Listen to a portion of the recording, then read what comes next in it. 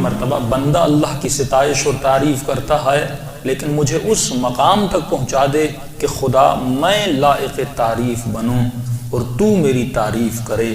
علماء فرماتی یہ مقام مقام شفاعت ہے۔ وَرَزَقَنِ الْبَرَاءَ، پھر خدا سے مانگتے کیا ہو؟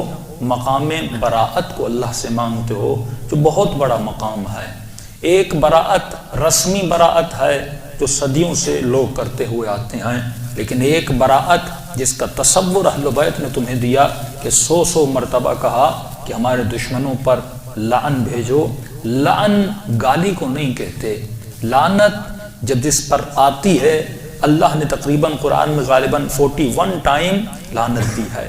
لعنت یعنی خدا اس بندے کو اپنی رحمت سے دور کر دیتا ہے۔ جس پر لعنت آتی ہے وہ رحمت خدا سے دور ہو جاتا ہے۔ گالی، سب و شتم یہ سیرہ اہل بیت نہیں ہے۔ اہل بیت کا سیرہ یہ ہے کہ تم دیکھو، صرف یہ نہیں کہ لعنت بھیجو، یہ دیکھو جس پر لعنت بھیج رہا ہے وہ بندہ قابل لعنت کیوں بنا۔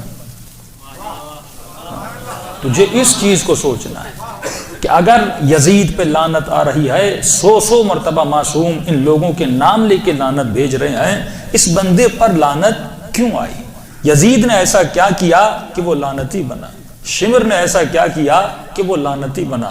پھر کچھ فیملیز پہ اہل بیت نے لعنت بھیجی، کچھ ادوار پہ مولا نے لعنت بھیجی۔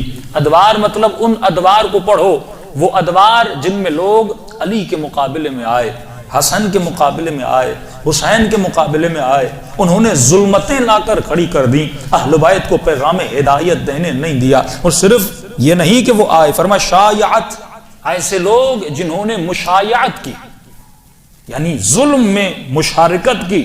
مولا علی اگر کسی ظالم سے لڑنا چاہتے تھے، علی کے مقابلے میں کھڑے ہو گئے اور ظالموں کا ساتھ دیا۔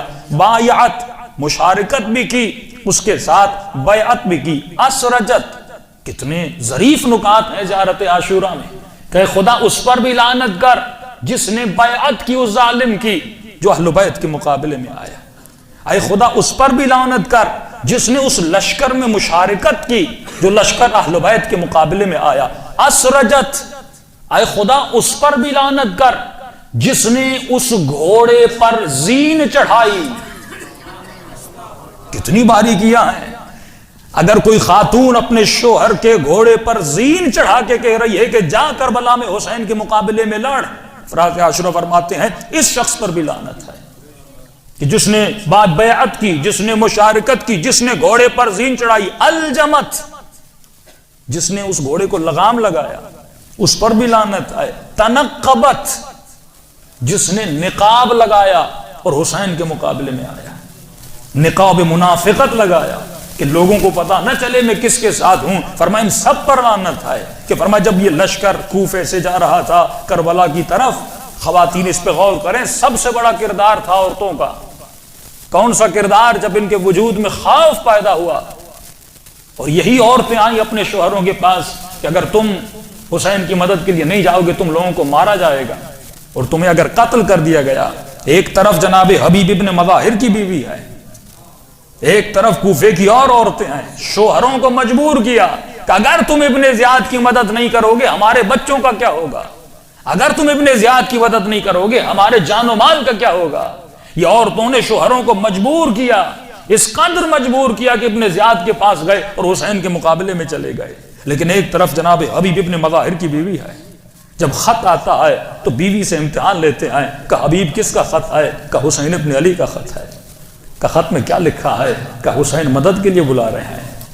کہ حبیب پھر تیرا فیصلہ کیا ہے؟ حبیب نے کہا سوچ رہا ہوں جاؤں کہ نہ جاؤں۔ تو اس وقت زوجہ کہتی حبیب ایک کام کر، اپنی تلوار مجھے دے اور تو گھر کے اندر بیٹھ جا، میں حسین کے مقابلے میں جاتا ہوں۔ حبیب نے کہا اللہ کی بندی، کیا ہو سکتا ہے کہ حسین جو میرے بچپن کا دوست ہے مجھے بلائے نہ جاؤں؟ میں صرف تیرا امتحان لے رہا تھا۔ وہ زمانہ اتنا خطرناک زمانہ جس میں معارف کی بہت کمی تھی۔ وہاں فرماتے اب انسان یہ دیکھ کہیں ایسا تو نہیں کہ تو یزید پر، شمر پر لعنت تو بھیج رہا ہے لیکن وہ صفات تیرے وجود کے اندر بھی ہوں۔ کہیں ایسا تو نہیں کہ تم نے شمر کو پہچانا نہیں، 17 مرتبہ یہی شمر پیدل حج پہ گیا ہے، جنگ صفین میں جانباز علی ہے. یعنی تصور کرو، اگر جانباز کا مطلب یہ ہے کہ جنگ صفین کا زخمی ہے، علی کے لشکر میں اس کو زخم لگے ہیں. اور یہ تصور کرو اگر دفاع علی ابن ابی طالب میں لڑتے لڑتے اگر شمر مر جاتا. آج تم لوگ شہید شمر کہتے ہیں، اگر اس لشکر میں شمر مر جاتا آج دنیا شہید کے نام سے یاد کرتی. لیکن یہی شمر ہے جب کربلا میں جاتا ہے، شمر کی نہ شکل بدلتی ہے نہ جسم بدلتا ہے. کیا شمر کی شکل بدل گئی؟ کیا اس کا حلیہ بدل گیا تھا؟ ایک چیز بدلی تھی، شمر کا کردار بدل گیا تھا. یہاں امام فکر پہ لعنت بھیج رہے ہیں کہ اے بندے خدا، جو تو 100 مرتبہ لعنت تو بھیج رہا ہے، لیکن ذرا یہ سوچ کہیں تیرے وجود میں وہی صفات تو نہیں جو صفات شمری تھیں. اس کی آسان ترین مثال یہ ہے کہ ایک بندہ یزید پر لعنت بھیجے لیکن شراب بھی پیے. یہ لعنت نہیں ہے، یہ اپنے اوپر لعنت بھیج رہا ہے. ایک لعنت، ایک رسمی شیعہ وہ ہے جو 1400 سال پہلے وہ لعنت بھیج رہا ہے، جو 1400 سال پہلے یزید مر گیا اس پہ لعنت بھیج رہا ہے.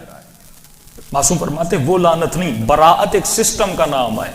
تجھے اتنی لعنت کو ریپیٹ کرنا، یہ ریپیٹیشن تیرے وجود میں یزید کے کردار کی نفرت کو پیدا کرے. یہ تکرار تیرے وجود میں اس ادوار کی نفرت پیدا کرے کہ جو جس کردار نے شمر کو حسین کے مقابلے میں لایا، اور بندہ اتنا قسی القلب ہو جائے کہ جو حج پہ جا رہا ہے کہ ابن اسحاق جب لشکر کو لے کر جا رہا ہے، یا خیل اللہ، چلو اے لشکر خدا، قرآن کی آیتیں پڑھ رہا ہے کہ چلو اے لشکر خدا، چلو کسی باغی کو مارنے چلو.